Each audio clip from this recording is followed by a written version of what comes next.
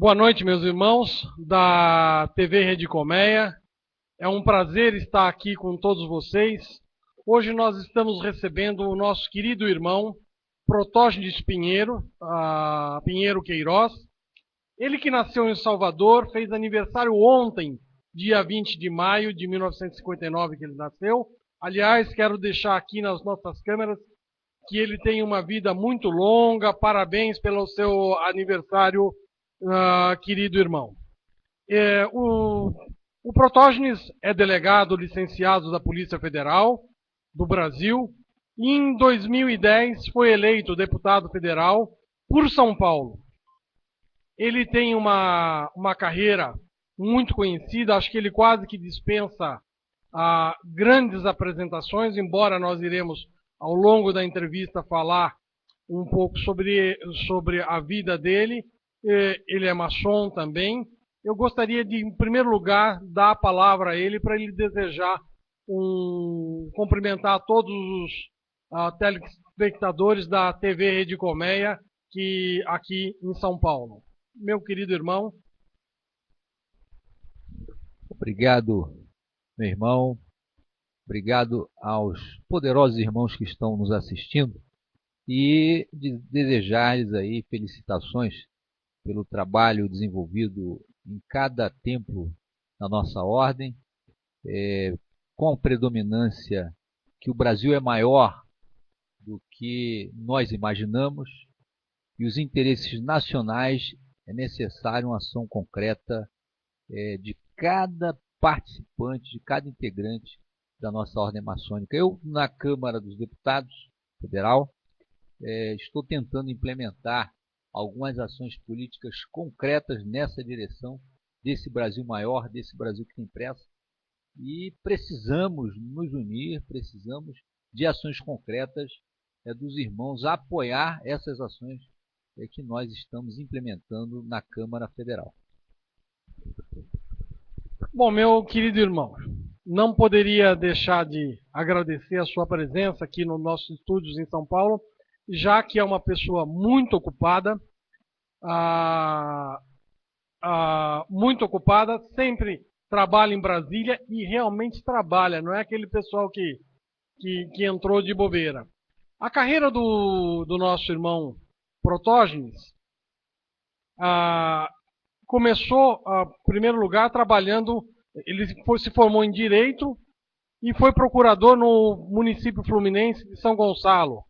Admitido como delegado da Polícia Federal em 1998, foi lotado inicialmente no Acre e desde então participou de diversas investigações de grande impacto na mídia. O caso do Corinthians, a lavagem de dinheiro, fraudes da arbitragem, que desencadeou esses paraísos fiscais, desviando o dinheiro da prefeitura do estado de São Paulo, a operação que prendeu aquele famoso comerciante Lau Quinchon, o maior contrabandista da América Latina. Bom, enfim, o nosso delegado, o nosso irmão Protógenes, é uma pessoa de muita coragem, é uma pessoa de muito peito.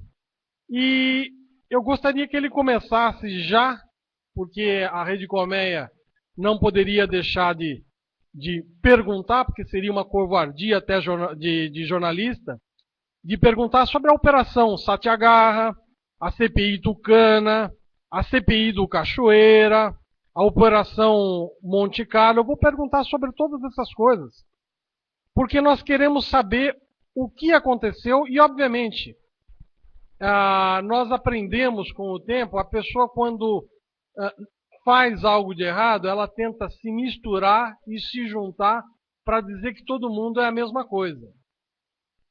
Só que nós vamos descobrir agora se está tudo junto e misturado e se é a mesma coisa. Meu querido irmão Protógenes, vamos começar pelos casos assim, contando um pouquinho dos casos mais famosos seus, que acho que seria interessante para que as pessoas lembrassem, porque saber todo mundo sabe, quem mexe com como político, maçom principalmente, ele sabe muito bem do seu excelente trabalho que tem sido feito. E, aliás, nós temos muito orgulho de você de estar nos nossos quadros. Eu gostaria que você desse uma falada e, principalmente, encerrando com as coisas que a gente tem lido no Estadão, e o porquê, qual é o segundo intenção de envolvê-lo, de misturar e colocar tudo junto. É para todo mundo ficar livre ou não? O poderoso irmão Fernando, que é um dos que coordena aqui a nossa rede Colmeia, é de comunicação, que é um veículo de interação direta, fraterna e franca com os nossos irmãos da nossa ordem maçônica. Notadamente que a Câmara Federal, nós, salvo engano, nós somos de deputados federais, maçons, somos ao total de 51. Cada um de nós tentando construir e tentando dar uma cota de contribuição para que o Brasil de hoje seja melhor, né, do que o Brasil de ontem. E construirmos um Brasil do amanhã para as futuras gerações, ou seja, com sustentabilidade, um Brasil próspero, um Brasil sem violência, um Brasil com mais educação, com a erradicação do analfabetismo, com a erradicação da miséria e da fome, e, sobretudo, um Brasil sadio, em que cuide da saúde dos brasileiros e das brasileiras. Então, para isso é que nós realizamos essas ações concretas no Congresso Nacional. Nós, particularmente, eu carrego 3 projetos que eu considero estruturantes dentro dessa estrutura do Brasil que nós queremos, do Brasil de hoje e do Brasil do amanhã. Que foi o primeiro projeto estruturante, foi a Operação Satyagraha, quando eu era então delegado de Polícia Federal. Hoje eu estou licenciado da Polícia Federal para exercer o mandato de deputado federal pelo PCdoB aqui na nossa cidade de São Paulo. Pertenço também, sou integrante da loja Fernando Pessoa, número 4001, augusta e respeitável loja Fernando Pessoa, e que funciona aqui no nosso Palácio Maçônico aqui na São Joaquim, com reuniões ao 3º sábado de cada mês.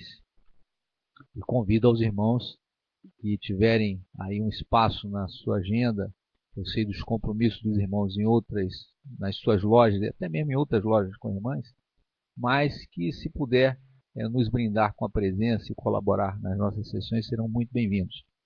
E então, justamente, tocar nesses 3 projetos estruturantes. Primeiro, a Operação Satyagraha, onde eu descobri o maior esquema de corrupção jamais visto na história desse país, envolvendo o sistema financeiro nacional através de um banqueiro conhecido como Daniel Dantas, que eu considero banqueiro bandido e condenado. Foi condenado a 10 anos de prisão. Eu consegui bloquear desse banqueiro bandido em torno de 3 bilhões de dólares, ou seja, mais de 3 bilhões de dólares, e a condenação dele a 10 anos de prisão e a multa de 12 milhões de reais. Juntamente com ele foi preso também o mega especulador que praticava o mesmo crime em associação com ele, chamado Najib Nahar, que foi um mega especulador que quebrou a Bolsa de Valores na década de 80, no Rio de Janeiro. Todo mundo conhece. Então, esse indivíduo, estabelecido aqui na nossa cidade de São Paulo, num consórcio criminoso com esse banqueiro, desviaram alguns bilhões de dólares na nossa economia, cerca de um total de 17 bilhões. Agora, eu consegui bloquear 4 e bloquear 3, mas ele ainda tem 14 no bolso para queimar, para comprar decisão judicial, para comprar liberdade, para anular o seu processo, para procrastinar o processo e, sobretudo, para perseguir quem investigou, que sou eu, que fui o coordenador, e os policiais que participaram. A perseguição implacável ainda perdura até hoje, porque o processo dele está no Supremo Tribunal Federal, assim como alguns processos que foram instaurados contra mim, tramitou na Polícia Federal administrativamente, foram um total de 32 processos, uma perseguição implacável, que eles não conseguiram nenhum intento contra mim. Foram 4 investigações da Polícia Federal, não conseguiu provar absolutamente nada. A única coisa que prova é uma arbitrariedade que foi praticada por um juiz federal chamado Ali Mazlum, que registre-se, foi um juiz que eu investiguei no passado por venda de sentença aqui no estado de São Paulo. Então, para os irmãos que são profissionais do direito, devem achar um absurdo. Como é que um juiz federal, que o irmão Protógenes investigou, pôde ser o presidente da ação penal contra ele e o condenou a 3 anos e alguns meses em prestação de serviço à comunidade por vazamento de informação, de alguns dados da informação da Operação Satyagraha para a imprensa. Ora, como é que vazou se eu conseguir prender todo mundo? Como é que vazou se eu conseguir condenar o principal alvo, que foi o banqueiro Daniel Dantas? Isso é muito curioso, mas no nosso país dá para se entender o porquê, né, que se processa uma situação concreta e absurda como essa, porque existe um sistema ainda que se permite a isso, que é um sistema poderoso e corrupto acima dos poderes da República. É o que eu identifiquei. Então, esse processo estruturante serviu para nós revelarmos para a sociedade tudo isso que ocorre. E com isso, eu consegui ter aí uma visibilidade nacional que nos permitiu a concorrer ao mandato de deputado federal. E eu, no ano de 2010, fui eleito deputado federal pelo nosso estado de São Paulo. Lá chegando na Câmara, o primeiro projeto de lei que eu apresentei foi o PL 21, que é condenar os corruptos e corruptores a pena máxima de 30 anos de cadeia. Ou seja, quem desviar dinheiro público pega 30 anos de cadeia. O senhor Daniel Dantas, se tivesse a vigência dessa lei à época em que ele perpetrou esses crimes, ele pegaria no mínimo 30 anos. Então, agora, esse projeto é um projeto que foi protocolado no meu primeiro dia do exercício do mandato, no ano de 2011, e já tem uma tramitação de urgência na Câmara, aonde chegou com uma certa antipatia de alguns pares, porque ninguém gosta de combater a corrupção dentro do Congresso Nacional. Ou seja, há uma letargia, uma omissão muito grande e um temor muito grande de se envolver com o combate à corrupção. E o outro projeto estruturante foi que, quando surgiu o livro do jornalista Amaury Ribeiro Júnior, eu imediatamente, a partir daquela denúncia, daquele livro-documento, eu constatei que o próprio livro trazia 3 operações da Polícia Federal que eu coordenei, e com os detalhes que até então desconhecidos da própria investigação que coordenei. Então nos permitia a ter uma investigação por parte do Congresso Nacional, por parte da Câmara dos Deputados, a investigar para onde foi parar o dinheiro das privatizações no Brasil. Porque vendeu-se a CSN, a Companhia Siderúrgica Nacional, que era a maior companhia siderúrgica do planeta, do mundo. Vendeu-se a preço vil, com dinheiro, o dinheiro podre, com moeda podre. E vendemos também a Vale do Rio Doce, que era, na época que foi vendida, a 2ª maior mineradora do mundo. Hoje é a primeira. Vendeu-se também o sistema de telefonia no Brasil. Todo o sistema de telefonia de Telebrás foi vendido para o setor privado, a fim de que as tarifas de telefone ficassem menores, nós tivéssemos um sistema de telefonia nível nacional operacionalmente funcionando, e o que nós nos permitimos é que esse sistema de telefonia funciona mal e porcamente na região sudeste, ainda com muitas falhas de lugares que não pegam sinal. São Paulo mesmo, que é o sistema mais moderno de telefonia, não nos permite dizer que é 100%, 100% totalmente funcionando a contento. Não funciona. Imagine no norte, no nordeste, que eu tenho viajado o Brasil inteiro ainda, e várias regiões que são verdadeiros apagões de sinais telefônicos, né?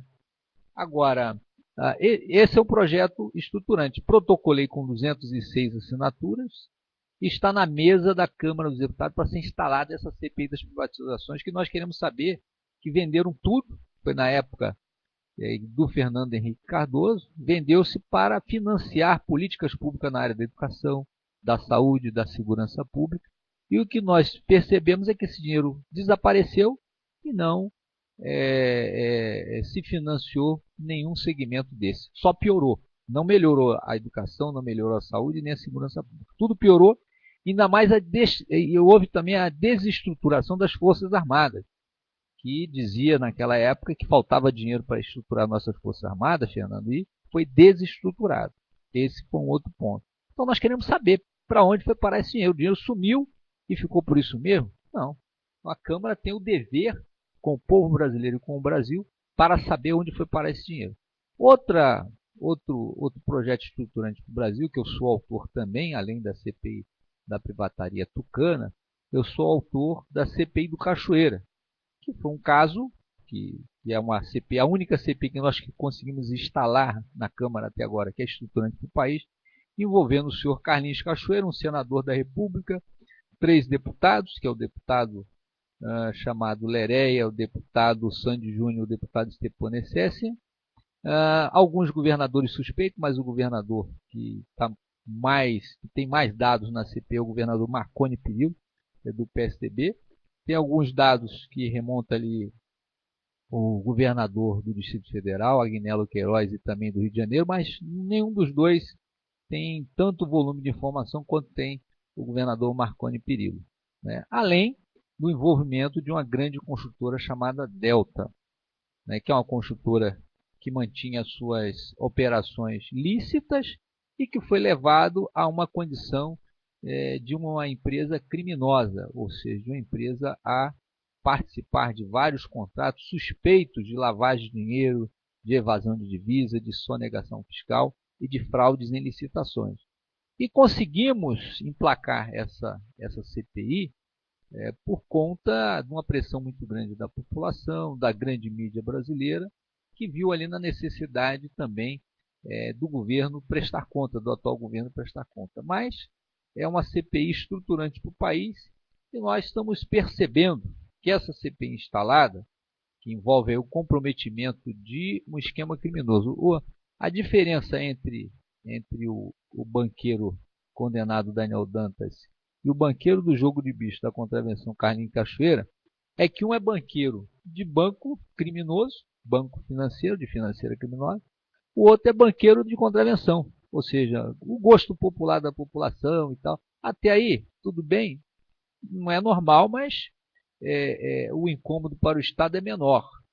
Só que ele, né, ultrapassou essa linha do gosto popular, né, para praticar as suas atividades, para estender as suas atividades no ramo da legalidade, trazendo esse ramo da legalidade para a ilegalidade, ou seja, na sua empresa de farmacêutica de remédio e na construtora Delta, ou seja, firmando contratos, né, da construtora Delta com a estrutura do governo de uma forma criminosa, de uma forma leviana, né, contando também com a leniência de alguns próceres dessa república. E o comprometimento é igualzinho, o mesmo esquema do Daniel Dantas, comprometido com a estrutura do Estado, é o mesmo esquema do Carlinhos Cachoeira. Tem integrante do Poder Judiciário, tem integrante do Ministério Público, tem integrante de Polícia Federal, tem integrante de Receita Federal, tem integrante do Legislativo Municipal, Estadual, Federal, tem integrante do Poder Executivo Federal, enfim. Quer dizer, houve ali uma contaminação dessa superestrutura do país com esse esquema criminoso. Então, se colocarmos, só finalizando para os nossos telespectadores e irmãos que estão da nossa rede Colmeia fazerem as suas perguntas. Se nós fizermos um raio-x, tanto do esquema criminoso do banqueiro condenado Daniel Dantas, quanto do Carlinhos Cachoeira, em relação à contaminação do Estado aos integrantes, né, tanto do Poder Executivo, quanto do Poder Legislativo, quanto do Poder Judiciário, o esquema é o mesmo que sustenta essas duas organizações. É o mesmo esquema que sustenta. E por isso é que houve aí o desvio de bilhões de reais. Enquanto falta dinheiro para tudo no nosso país, nas mãos desses criminosos o dinheiro são esbanjados como nós estamos presenciando. Né? Já no caso do banqueiro Daniel Dantas, nós presenciamos esse esbanjamento, né, com compra de aviões, iates, né, gastos nababescos, até com honorários advocatícios jamais pagos dentro da advocacia brasileira. Né? Já naquela época, os advogados do banqueiro condenado Daniel Dantas eram cifras estratosféricas, ou seja, 20 milhões, 30 milhões, 50 milhões, e do Carlinhos Cachoeira a mesma coisa, que foi divulgado é 15 milhões. Imaginem o que não foi divulgado, não é?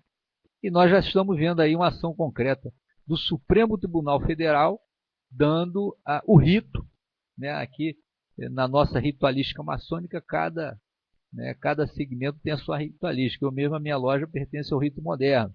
Então, nós devemos obediência aqui ao grão-mestrado e essa ritualística internacional.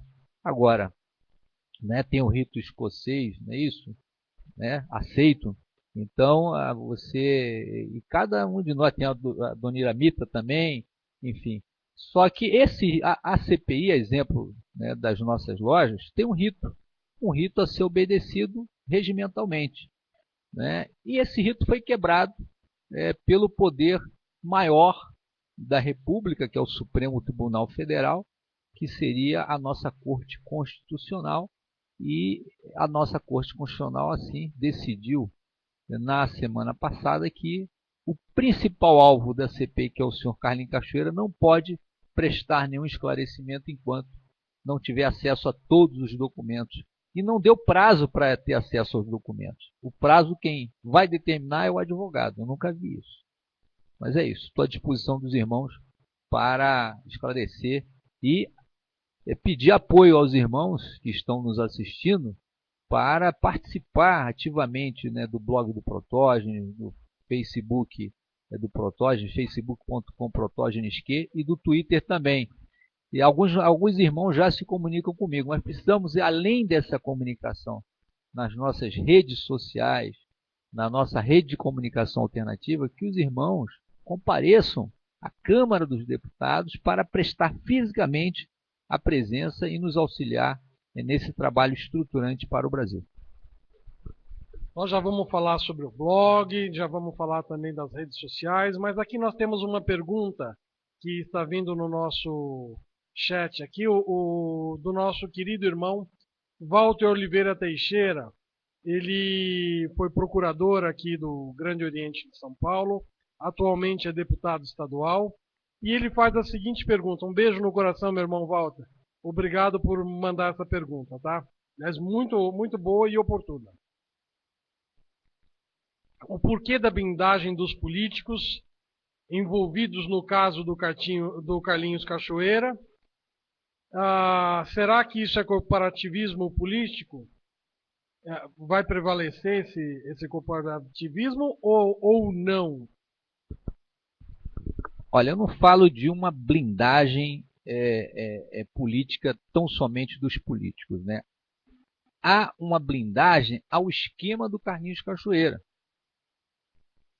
Existem indícios, né, de ministros do Supremo Tribunal envolvidos, existem indícios do Procurador-Geral da República envolvido, existem indícios, né, de que integrantes do Poder Executivo próximo à presidência da República também envolvidos, existem indícios de integrantes do Poder Legislativo Federal, estadual e municipal de vários estados, de várias cidades brasileiras envolvidos. Então há uma blindagem no esquema Carlinhos Cachoeira, assim como foi do esquema comandado pelo Daniel Dantas. Só não vai haver, né, um resultado, nem tudo na vida, irmãos, é do jeito como nós queremos, mas do jeito como nós podemos. Né? Então, o tom que está sendo dado para nós na CPI, quem está dando é o Supremo Tribunal Federal. É o poder da República, onde pode determinar a paralisação de qualquer ação política concreta. Então, isso para nós foi uma decepção muito grande, né, ao ver o Supremo Tribunal Federal defendendo o Procurador-Geral da República, né, publicamente. Isso nós nunca presenciamos na história, que um juiz da Suprema Corte fosse manifestar publicamente, dizer quem está certo ou quem está errado, fora do processo judicial, né, sem nenhuma manifestação expressa. Quem se manifesta publicamente são integrantes do Poder Legislativo. Nós é que podemos nos manifestar publicamente, nós não temos isenção, isenção judicial, a nossa isenção é legislativa. E essa isenção legislativa se passa em nós democraticamente debatermos qualquer assunto publicamente nas praças, nas ruas, na tribuna do parlamento e fora da tribuna do parlamento, na imprensa, né? Qualquer assunto de interesse da população. Agora, o judiciário brasileiro, principalmente a Suprema Corte, ela tem que se manifestar, ela tem que ser inerte. Ela não pode ser ativa politicamente, porque senão perde a sua natureza, né? Ela se descaracteriza. Então, isso foi muito ruim. Quando um procurador-geral da República suspeito de ter engavetado a investigação Monte Carlo e também a investigação Las Vegas, dita pelos dois colegas da Polícia Federal, e eu estou falando isso, eu falo aqui na nossa Rede Colmeia. Publicamente, se eu falar isso, eu sou defenestrado, né? Mas a realidade é essa, eu estou colocando dado concreto para os irmãos que estão nos assistindo. Quer dizer, o Procurador-Geral da República, Roberto Gugel, sentou em cima de um procedimento importante e estruturante para o país e não deu seguimento. Agora, qual a motivação que ele fez isso, eu não sei. Né? Os colegas da Polícia Federal falaram, olha, a Procuradoria-Geral da República, o seu procurador, paralisou as duas investigações. Quer dizer, por que paralisou?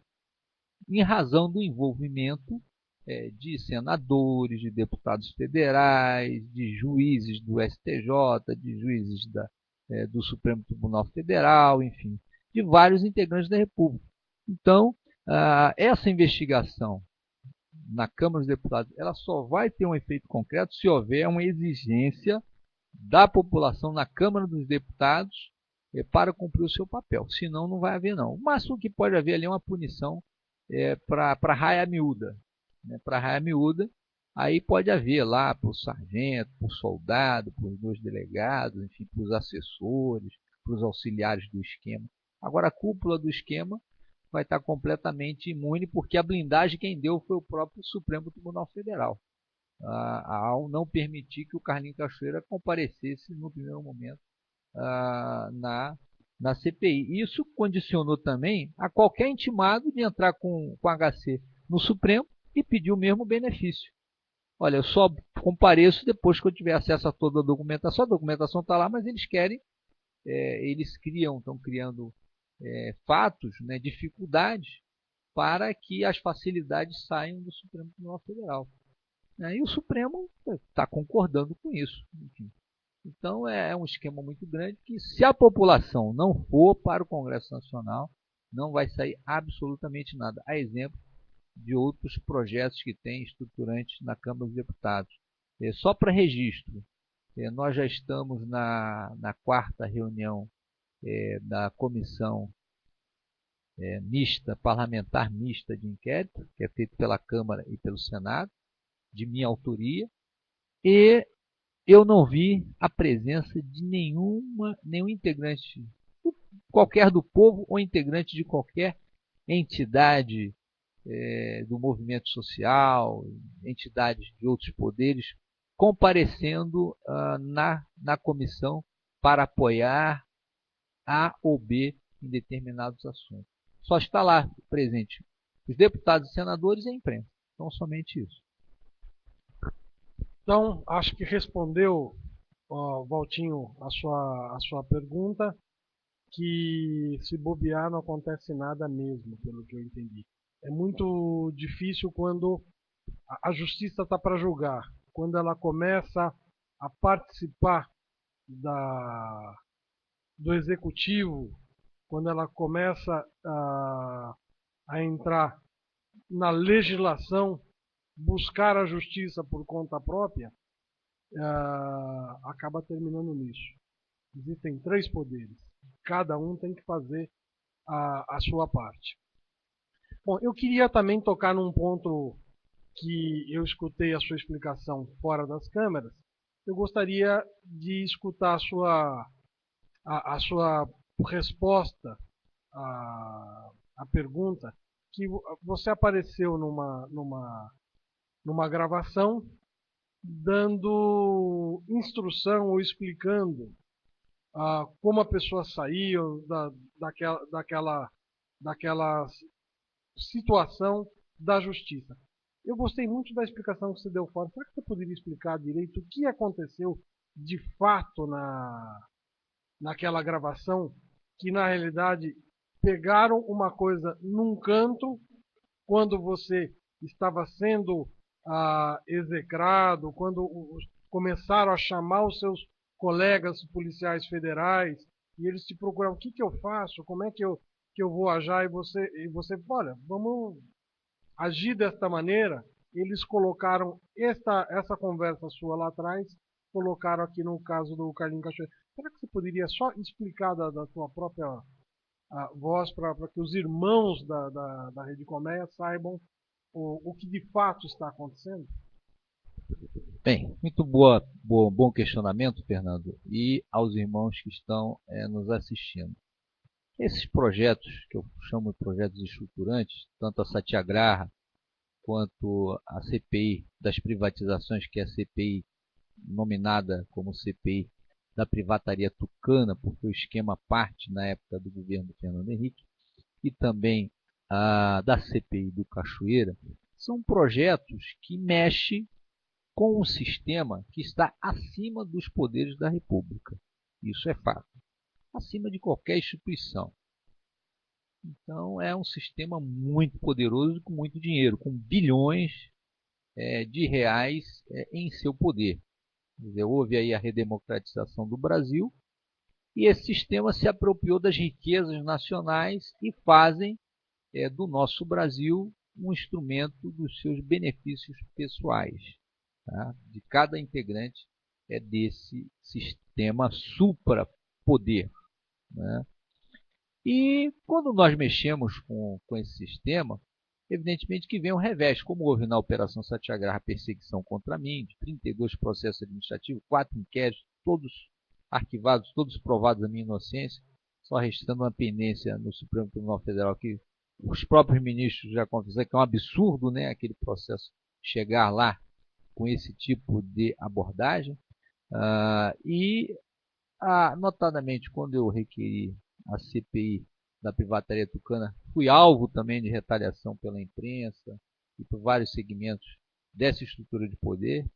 É uma estrutura muito bem articulada, muito bem preparada, muito bem estruturada.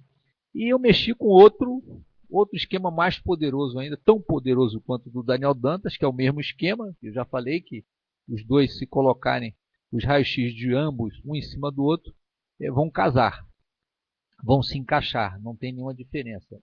O modus operandi é o mesmo, quem os protege são as mesmas pessoas, no Supremo Tribunal Federal quem protege as pessoas são os mesmos, no STJ quem protege os mesmos, nos ministérios são os mesmos, no Legislativo são os mesmos parlamentares integrantes desses partidos, enfim. Então, essas pessoas têm muita influência, tanto na mídia quanto fora da mídia brasileira. Então, eu sofri vários ataques, eu fui referenciado algumas vezes, cerca de 3 vezes, que o delegado falou, eu e mais 82 pessoas, né? Há uma lista de 82 nomes, desde a presidente Dilma aos ministros do Supremo, a outros parlamentares, senadores, enfim, vários outros integrantes do setor público, né, e também do setor privado, e que essa organização criminosa, como elas estão, né, bem estruturadas, eles tentam cooptar alguns integrantes ou tentar envolver essas pessoas. E realmente houve ali um áudio de 2009 com o Sargento Hidalberto. Quem era o Sargento Hidalberto? E quem é o Sargento Hidalberto? O Sargento Hidalberto é um integrante do CISA, do Centro de Inteligência da Aeronáutica, a exemplo de que existia também um militar integrante do Centro de Inteligência do Exército e da Marinha, do CNMAR.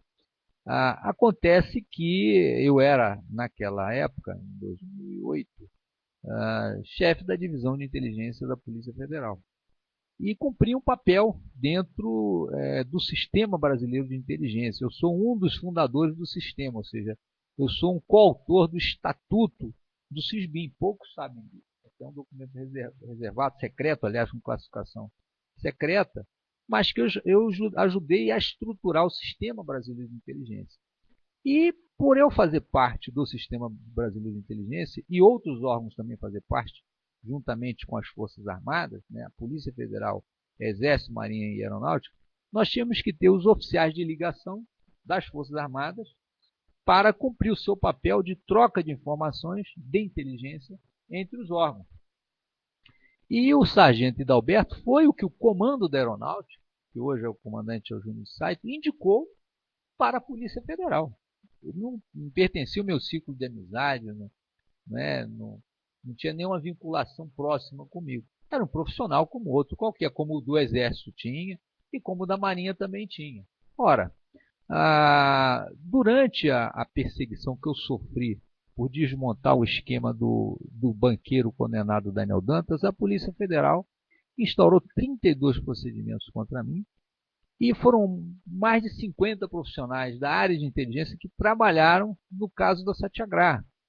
Então, o sargento Hidalberto, ele trocou algumas informações relativas à inteligência de Estado, ou seja, as riquezas nacionais estavam sendo contrabandeadas, colocadas para fora do país de uma forma criminosa, de uma forma ilícita, até urânio e também o nióbio, que são minérios estratégicos do país, estava saindo, por isso que entrou a inteligência militar.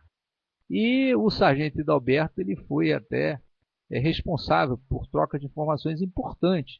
Só que, quando encerrou a Satyagraha, eu fui perseguido e todas essas pessoas que trabalharam comigo eram intimadas, levianamente, arbitrariamente, em verdadeiro abuso, em verdadeira violência processual, ou seja, pessoas que não tinham nenhuma vinculação direta com aquele processo que estavam sendo formatado contra mim, tentavam cooptar essas pessoas para testemunharem contra mim ou tentar envolver essas pessoas. E o sargento Hidalberto foi uma dessas pessoas. Várias pessoas ligavam para mim e orientavam mesmo. Olha, não deem nenhuma informação a essa cúpula atual da Polícia Federal, que são os bandidos, e você se reserve no direito de só falar em juízo. O Estadão foi o primeiro jornal a noticiar essa barbárie que persegue, que apoia esse esquema criminoso, tanto do Daniel Dantas quanto do Carlinhos Cachoeira, para tentar me desqualificar e tentar que eu não conseguisse as assinaturas, ou tentasse que eu fosse um integrante da CPI, eles editaram uma pequena parte dessa gravação e lançaram, dizendo, olha, o deputado Protógenes tem uma vinculação com o sargento Hidalberto, que presta serviço para o esquema criminoso do Carlinhos Cachoeira, e por conseguinte ele também faz parte do esquema. Quer dizer, eles já foram logo concluindo, falando uma inverdade, uma mentira. E eu, no primeiro momento, eu me defendi de uma forma moderada. Eu falei, eu vou aguardar o grande finale. Eu vou aguardar para a verdade aparecer. É isso que na maçonaria nós fazemos. Os nossos segredos são muito bem guardados e as estratégias que a ordem se move, elas muitas das vezes aparecem só para nós. Então foi o que eu fiz. Utilizei um pouco a técnica até de Sun Tzu, esperando o inimigo gastar a munição dele, e quando vieram os principais coordenadores, ou seja, os titulares das investigações, tanto Vegas quanto da Monte Carlo, que foi o delegado Raul Marques e o delegado Matheus, ambos foram categóricos em informar que eu não tinha nenhuma vinculação nem direta nem indiretamente com o esquema Cachoeira. E reafirmaram mais, ainda colocaram o meu caso como exemplo do que a mídia estava querendo construir, ou formar um novo escândalo com várias autoridades. E me colocou até como exemplo, numa sessão secreta que teve da nossa comissão parlamentar mista de inquérito, que lá também nós temos a sessão secreta, sigilosa, como nós temos aqui na nossa ordem. Então, essa sessão, o colega Raul falou, olha, não existe, e eu vou colocar aqui um exemplo, que é o do deputado Protógenes, que teve ali umas 3 referências, foi referido umas 3 vezes, teve um contato com o sargento Hidalberto, mas esse contato foi por situação diferente do esquema Carlinhos Cachoeira, não tem nada a ver com o esquema Carlinhos Cachoeira. E com isso, a minha inocência já ficou comprovadamente. Ele falou: não tem nenhum documento que revele nenhum ato ou conduta criminosa do deputado Protógenes. O sargento trabalhava na aeronáutica, saiu e aí que ele foi trabalhar com o Carlinhos. Nada a ver, inclusive, com a aeronáutica. Não, quando houve a prisão do Carlinhos Cachoeira e de várias pessoas, eu até me surpreendi com a sua prisão e eu imediatamente pedi uma investigação, porque eu queria entender como é que uma estrutura tão boa, né, militar das Forças Armadas, que é a nossa aeronáutica, se permite a perder um dos melhores quadros integrantes da sua inteligência, do seu quadro de inteligência. E aí os colegas integrantes do CISA, que eu faço parte ainda do Sistema Brasileiro de Inteligência, mantenho contato permanente com os colegas da inteligência das mais diversas áreas, e os colegas da aeronáutica da inteligência falaram: deputado, realmente o sargento Alberto é um dos melhores quadros mais qualificados, só que ele se aposentou em 2010 e foi trabalhar para a construtora Delta. Nós até pedimos a ele que ele permanecesse na força, fosse contratado, terceirizado, mas ele não aceitou o salário que nós oferecemos para ele, que seria o mesmo salário que ele ganhava na ativa. E ele achou uma oferta melhor, né, que foi da empresa Delta, ganhando 3 ou 4 vezes mais, e ele foi fazer o serviço privado na empresa Delta. Agora, se a empresa Delta tinha lá um criminoso chamado Carlinhos Cachoeira, que era o sócio oculto da construtora, os indícios que apontam os documentos da CPI, ora, ele se comprometeu a isso, e se ele se comprometeu a isso, que culpa tenho eu, né? Se ele já tinha cessado o trabalho comigo no ano de 2008, não foi nem 2009. A gravação que aparece em 2009, logo que eu fui afastado das investigações, então mantinha contato, como mantém contato com todos os integrantes que participaram da Operação Satyagraha, que volta e meia tem ainda os resquícios, né, da operação ainda vigente. Então vários me procuram, eu mantenho contato com eles, enfim. E o sargento Alberto é que mantinha contato por estar sendo intimado juntamente com outros 50. Então esse foi o fato, quer dizer, a época não tinha nenhuma vinculação, nunca encontrei. Depois saiu até, os irmãos também já devem ter visto que na sexta-feira saiu uma outra reportagem, foi pela Folha de São Paulo. E saiu uma manchete em caixa alta, bem grande, né? Deputado Protógenes tentou blindar a empresa Delta, quer dizer, eles não me conseguiram me vincular com Carlinhos Cachoeira e agora estão tentando me vincular a empresa Delta, a construtora Delta. Ora, meus irmãos, eu nunca tive contato com construtora Delta, eu não sei quem é Cavendish. Até se eu tivesse contato, seria natural, que eu fui pré-candidato a deputado federal. Então, se essa empresa tivesse me procurado à época, eu, inocentemente, ia conversar, enfim. É uma empresa que até então era legal, era uma empresa, né, que fazia contratos lícitos nacionalmente, financiou várias campanhas de deputado, mas a minha ela não botou um centavo. Muito ao contrário, várias empresas de grande porte, até de pequeno porte, corriam do deputado Protógenes, tinham medo, né? Será que vai me prender? Será que vai atrapalhar os meus negócios? Então não tem nenhuma não tem nenhuma vinculação, mínima que for, né? Acredito que meu nome foi usado ali para benefício de alguns, como eu carrego esse histórico de prender, né? Como diz um colega meu, né? Até irmão nosso, pô, o Vandeco diz muito, e o irmão Ronald, que já está, né, no andar de cima lá, né, com o nosso Gadu, né? O irmão Ronald fala assim: pô, Protógenes é tiro, porrada e bomba. Então, como tem essa história do tiro, porrada e bomba, aí o cara fala assim: olha, eu sou amigo do Protógenes, olha, sou amigo do delegado Protógenes, ele resolve tudo, pô, tá tudo certo, vamos colocar ele aqui na parada aqui para resolver tudo.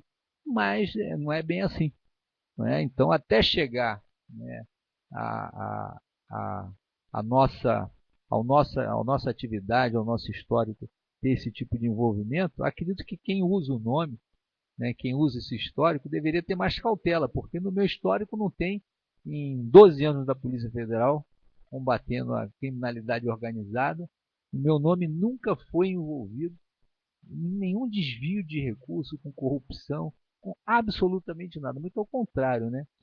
Os grandes esquemas de corrupção no Brasil foi desvendado por mim. Grandes somas recuperadas para o Brasil, mais ao todo aí eu tive somando das operações desde que eu entrei na Polícia Federal, quando eu fiz a academia em 98, 99 foi o meu primeiro exercício, de 99 para cá foram mais de 40 bilhões de dólares recuperados para o meu país e para o meu povo. E sem em nenhum momento eu falsear e aceitar qualquer facilidade ou recurso de quem quer que seja. Talvez se eu tivesse aceitado, eu não teria na condição nem de irmão, não é isso? Não faria parte da augusta e respeitável loja Fernando Pessoa, não estaria aqui no convívio dos irmãos do Fernando, do Vandeco, do nosso atual grão-mestre Marinho, o nosso antigo grão-mestre Baluc, Benedito Marques Baluc, essa grande figura humana, esse grande irmão que nós temos, e dentre outros, Fernando mesmo, vocês, e dentre outros que nos acompanham.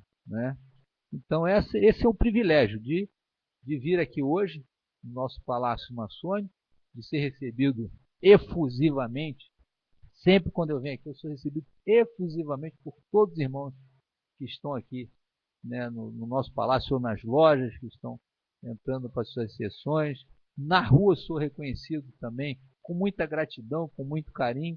Isso não tem preço, meu irmão. Meus irmãos, não tem preço. A dignidade e a honestidade vai por mim. Não tem preço. Pecuniário não tem. Tá bom? Bom, nós estamos aqui entrevistando o nosso querido irmão Protógenes Pinheiro Queiroz, que, aliás, completou ontem, dia 20, 53 anos de idade. Como nós podemos ver, é uma pessoa simples, humilde, fala de peito aberto, não tem medo das coisas. E uma das coisas que eu acho muito interessante da importância dele ser deputado federal é que quando chega um processo contra um político, contra uma empresa qualquer, esse processo vem da Polícia Federal. E quando um leigo, um deputado comum, lê aquela documentação, muitas das vezes não entende. O medo que o pessoal tem é que quando o irmão Protógenes pega todo aquele linguajar, ele sabe muito bem o que está ali. Ele define e sabe qual vai ser o final da coisa. É por isso que o maçom não deve ter orgulho, mas eu tenho orgulho de tê-lo como nosso irmão aqui.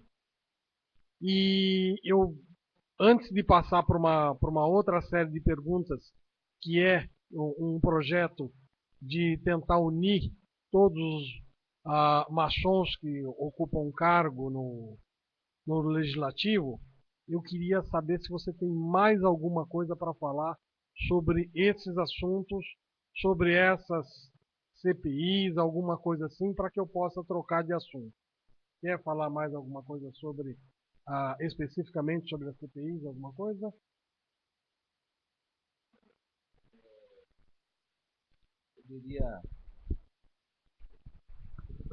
Poderia fazer uma abordagem, conclamar os irmãos que apoiem as nossas ações na Câmara dos Deputados, principalmente esses projetos estruturantes que eu acabei de mencionar, que é fazer com que o Supremo Tribunal Federal confirme a sentença do banqueiro condenado Daniel Dantas para nós recuperarmos para o país 17 bilhões de dólares desviados dos cofres públicos.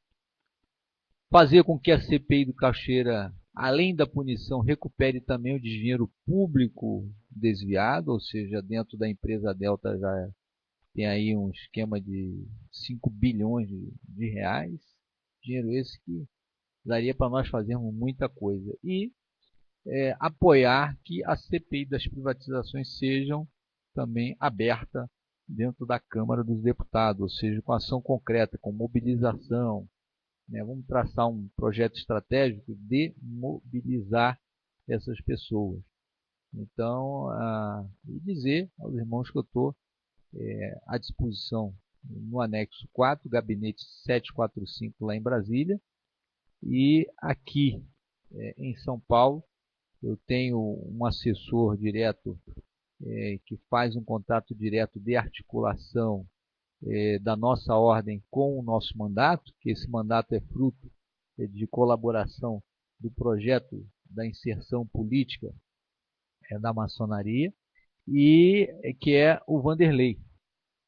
Então, o Vanderlei Faria, que é uma das autoridades maçônicas que acompanha esse mandato. Então, que os irmãos fiquem à vontade para fazer esse contato. Bom, outra coisa também que hoje, conversando com o nosso grão-mestre estadual, Mário Sérgio Nuno da Costa, foi falado da possibilidade dos deputados federais maçons, que a bancada maçônica é maior que a evangélica. Nós temos 51 deputados maçons, 8 senadores, deputado estadual aqui no estado de São Paulo, acho que estamos em número de 12, já foi perto de 24, diminuiu até nessa legislação. Eu gostaria de saber como é que você está pensando de trazer os deputados, porque já houve um embrião feito pelo nosso grão-mestre geral, Marcos José da Silva, em Brasília, de reunir os deputados federais lá para um café da manhã. Então estava querendo juntar todos para que o que fosse bom para o país e para a maçonaria, mas primeiro o país, tivéssemos como um projeto. Dá para falar algo sobre esse pensamento, esse embrião que está se pensando em fazer? Meus irmãos, eu compareci, eu fui muito bem recebido aqui pelo nosso grão-mestre, pelo grão-mestrado, e eu solicitei uma demanda, fiz um pedido muito respeitoso ao nosso grão-mestrado, colocando a seguinte situação concreta. Desses 2 projetos estruturantes na Câmara dos Deputados, que é a CPI das privatizações e a CPI do Cachoeira, a nossa bancada de deputados federais, que são maçons em Brasília, nós somos um total de 51, maior do que a bancada evangélica. E eu fiz a seguinte proposta. Evidentemente, cada deputado maçom tem o seu partido político, tem o seu perfil, não é isso? Tem o seu jeito, né, de fazer política. Nós respeitamos tudo isso.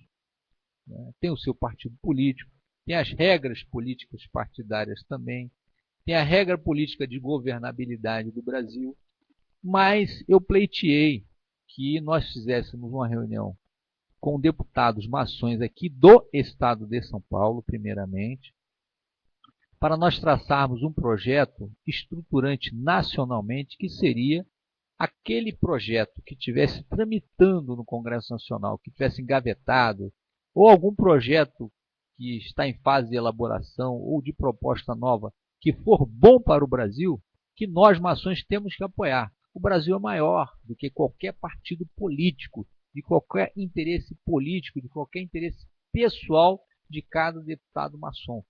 Os interesses do povo, os interesses nacionais são maiores e nós temos que estar comprometidos com isso. Nós maçons, muito mais do que uma bancada evangélica. Eu faço essa comparação, meus irmãos, porque a bancada evangélica é bem menor, são um total de uns 40, e as ações políticas deles são concretas, ou seja, eles se reúnem semanalmente na Câmara dos Deputados, fazem lá as suas orações, os seus louvores, nós respeitamos, né, porque temos irmãos também que são evangélicos, mas a bancada evangélica se reúne em torno da religião mesmo, dos interesses do povo evangélico. E eu coloco uma ação concreta deles que foi nacionalmente conhecida, que foi a questão daquele kit gay, que era um absurdo. A única força política concreta a enfrentar o tal kit gay foi a bancada evangélica. E só a presidente Dilma só recuou porque a bancada evangélica saiu da Câmara dos Deputados numa marcha. Aqueles 40 e tantos deputados foram direto ao Palácio do Planalto E de lá saíram, no final da tarde, a presidenta fazendo uma entrevista coletiva e revogando aquela distribuição daquele kit gay. Então, senhores, aonde eu coloco? Aquilo foi bom para o Brasil? Lógico que foi bom para o Brasil. Eles pensaram o Brasil e pensaram também nos interesses da bancada evangélica. Então, por que nós, maçons, não podemos pensar nos interesses do Brasil e, quando muito, também nos interesses da ordem maçônica? Por quê? Com muito mais comprometimento, e aí eu falo de peito aberto, e quem fala aqui é um companheiro, eu sei que tem nos assistindo irmãos que estão em graus muito mais elevados por merecimento e por dedicação, né? Eu sou um recém-chegado na ordem, mas eu entendo a importância da ordem maçônica para a direção dos desígnios da sociedade e de cada nação, que completa esse mundo de meu Deus que nós vivemos. Então, se aqui dentro nós fazemos um juramento, se aqui dentro nós temos princípios arraigados que completam o formato desse mundo ideal que nós queremos, por que não praticar isso nos segmentos aonde são mais caros para nós, que é o segmento político? Por que deixarmos isso por vaidade, né, por outros interesses? Não. Então eu solicitei ao nosso grão-mestrado que fizesse aqui uma humilde reunião com esses irmãos maçons para nós discutirmos como iniciarmos esse projeto de Brasil. Está na hora de nós voltarmos para proteger os interesses nacionais. Está aprovado aí. CPI do Cachoeira, CPI da Privataria Tucana e Satyagraha. O prejuízo que nós tivemos ao longo desses mais de 20 anos de redemocratização, será que fizemos alguma coisa? Ou será que deixamos de fazer alguma coisa? Será que nós nos propusemos a isso? Qual o temor que nós temos? O que temos a temer? Só ao grande arquiteto do universo, meus irmãos. Mais nada. Essa é a mensagem que eu passo e peço aos irmãos que apoiem a proposta e até os que não apoiam também, justifiquem por que não apoiam, porque serão bem-vindos a qualquer tipo de argumentação. Né? Porque o que eu tenho visto no Congresso Nacional, quando eu vou pedir apoio a algum irmão para projetos estruturantes como esse aqui, Privataria Tucana, o Privataria Cachoeira, não foi unanimemente que assinaram. A bancada maçônica não assinou. Tem um irmão maçom que é muito querido, um irmão fraterno chamado Fábio Tradi. Esse sim, desponte próprio, desponte sua, que na hora em que eu preciso, que ele fala, Protógenes, é para o Brasil? E olha que ele é deputado por Mato Grosso e do PMDB. É para o Brasil? É bom para o seu estado? Eu apoio. Então, ele nunca fala, o Fábio nunca fala, é bom para você, Protógenes? É bom para sua família? Ele não fala isso. É bom para o Brasil, Protógenes? Eu assino. Onde é que eu assino? Me dá aí que eu assino. Então, esse é o proceder de um irmão que está no Congresso Nacional. Humildemente, eu faço apenas essa observação, mas aceitando aí as possíveis correções de alguns irmãos que, porventura, não concordem com a minha posição. Muito obrigado. Estaremos, então, convocando logo os irmãos deputados para essa reunião e a TV Rede Comé estará presente. Bom, mas aí nós vamos também estar falando agora um pouquinho sobre o blog do deputado. A conversa comprida mesmo, paciência, não tem muito o que fazer. Sobre o Twitter, sobre as redes sociais. Eu gostaria agora que você falasse como entrar em contato, como apresentar ou como pedir, apoiar o seu projeto. Como é que é feito isso? Que eu sei que você tem um blog, você já nesse momento poderia explicar como a pessoa acessa, quais são as redes sociais que você está e que você pessoalmente opera.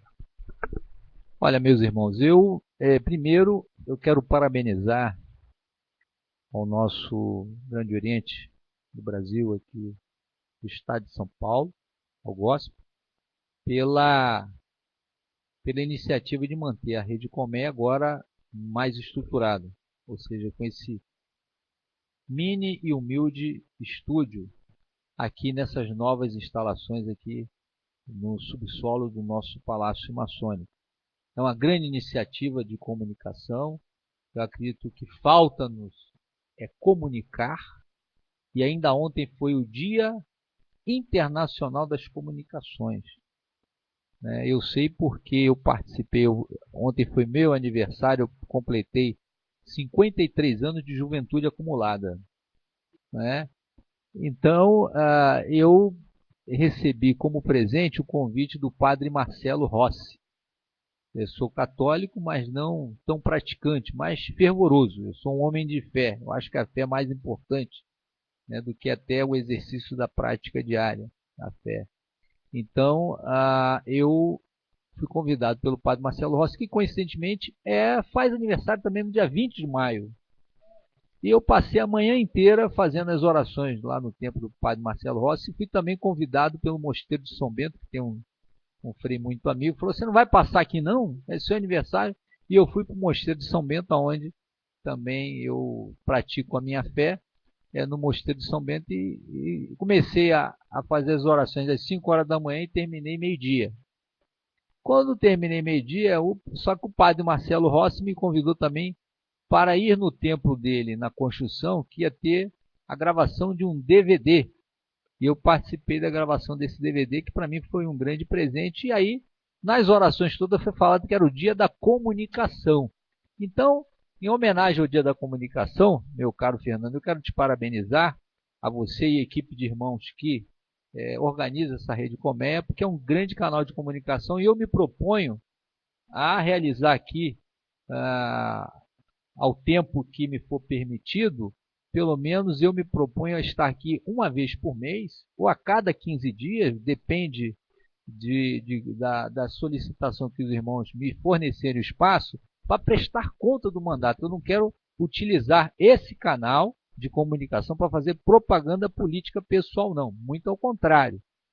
Muito ao contrário. Eu quero um canal permanente para prestar conta do meu mandato de deputado federal, que eu devo ao povo do Estado de São Paulo e aos irmãos aqui do Gospel, então do Grande Oriente, tá? Aos irmãos do Estado de São Paulo que ajudaram na campanha, o Vanderlei Farias, que é o nosso querido Vandeco, e o nosso iluminado irmão Ronald Kuntz, que está juntamente com os anjos hoje, que organizaram essa nossa trajetória política, levando a nossa mensagem de proposta política a todos os irmãos de todas as lojas no estado de São Paulo, inclusive estendido a outras potências também, tá? Fazendo parte daquele projeto de inserção política. Então, a minha proposta é eu prestar conta desse mandato. O que eu estou fazendo lá? Será que eu estou tratando de coisas pessoais? Será que eu estou quebrando o galho de um irmão? Será que eu estou quebrando o galho de outras pessoas, pessoais? Ou será que eu estou fazendo projetos estruturantes para o Brasil? Fazer o bem sem olhar a quem? Então, essa é a proposta para vocês. E também levar algumas ideias de vários irmãos que podem contribuir muito para o Brasil através desse mandato. Considerem-se deputados federais. Considerem-se deputados federais. Todos da nossa ordem maçônica do Brasil são deputados federais, porque esse mandato aqui serve à ordem maçônica em prol do nosso país, em prol da nossa pátria. E para isso eu forneço também um canal de comunicação, além da nossa rede Colmeia, tá?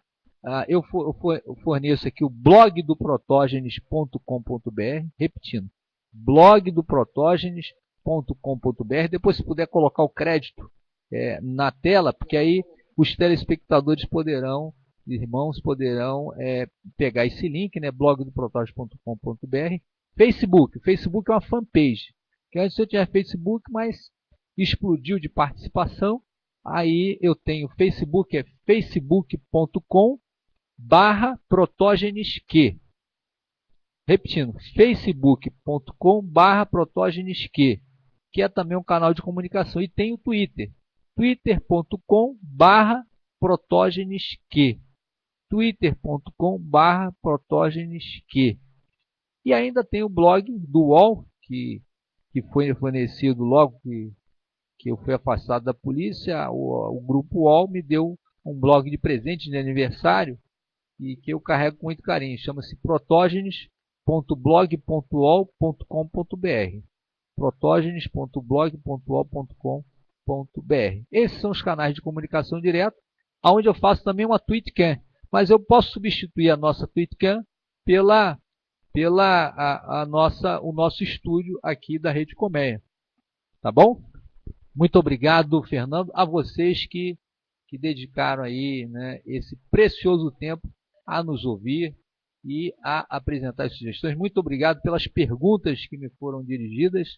Acho que não deu tempo de eu respondê-las agora por conta do horário, mas o Fernando, nosso irmão Fernando, e a nossa estrutura de corpo técnico irão me encaminhar por e-mail, que eu tenho um e-mail também, que é o protogenes@uol.com.br. O meu e-mail, protogenes@uol.com.br, para que vocês encaminhem as perguntas que não deram e também outras perguntas que, porventura, vocês tenham dúvida. Muito obrigado. Bom, eu não gosto de falar bem, nem dizer que gostei da entrevista. Mas eu gostei mesmo da entrevista. Essa que foi a verdade. Foi muito legal e o que eu gostei é satisfação.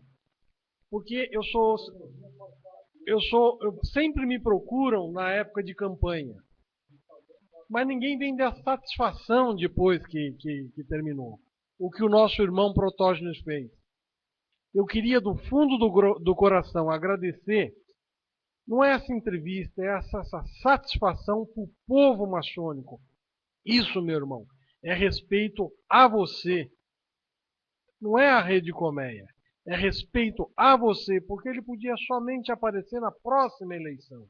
O que não fez isso. O que se propõe, inclusive, colocou todos os seus e-mails, o seu blog, à disposição sua, para entrar em contato diretamente com ele. E não estamos em época. Por isso, irmão que pretender apoio da própria rede, só tem um jeito, tomar essa atitude. Irmão Protógenes, do fundo do coração, muitíssimo obrigado. Você passa a ser o nosso sócio aqui da Rede Colmeia. Nós estamos falando aqui da Rua São Joaquim, 443, na sede da Horus Alfaia. Aqui nós temos um estúdio embaixo. Logo, logo nós estaremos também, esse vídeo estará disponibilizado amanhã para 52 mil pessoas na nossa Rede Colmeia, na íntegra, sem corte, apenas escrevendo quando ele falou sobre site, blog, essas coisas normais faladas. Muitíssimo obrigado, do fundo do coração. Nós gostaríamos também de entregar um mimo ao irmão aqui, pela sua entrevista dada à nossa Rede Colmeia. Nós gostaríamos também de agradecer muito ao irmão Marcelo Francisco, que nos possibilitou e nos deu uma infraestrutura hoje, nesse momento dessa entrevista. Para nós foi uma honra muito grande e esse é um mimo. Foi uma caneta. Vamos só mostrar aqui uma caneta. Muitíssimo obrigado. Esse é do grau de... Olha, está completa aí. Você vai poder chegar facilmente ao grau 9. Aliás, eu sou 33 do rito escocês e vou colar sexta-feira o grau 9 do rito moderno. Parabéns. Obrigado do fundo do coração, meu irmão.